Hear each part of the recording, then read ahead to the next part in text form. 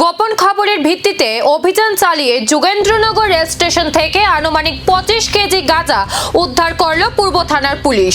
ঘটনায় 3 মহিলাকে আটক করা হয়েছে।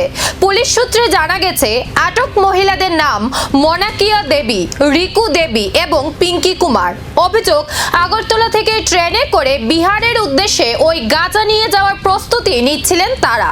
গোপন সূত্রে খবর পেয়ে পূর্ব থানার পুলিশ যোগেন্দ্রনগর রেল স্টেশনে অভিযান চালায়। তল্লাশি চালিয়ে তাদের কাছ থেকে বিপুল পরিমাণ গাঁজা উদ্ধার করা হয়। উদ্ধার হওয়া গাঁজা কোথা থেকে আনা হয়েছিল, এর সঙ্গে আরো কেউ জড়িত রয়েছে কি না এবং গাঁজা পাচারের পেছনে বড় কোনো চক্র কাজ করছে কি না তা খতিয়ে দেখছে পুলিশ। ওসি আমাদের Srikanta Guha special vehicle checking যখন বেরোয় তখন রেল স্টেশনের যোগেন্দ্রনগর রেল স্টেশনের পাশেই চেকিং এর সময় সাসপেক্টেড 3 জন মহিলা, ওর সঙ্গে উমেশ ঠাকুর ছিল।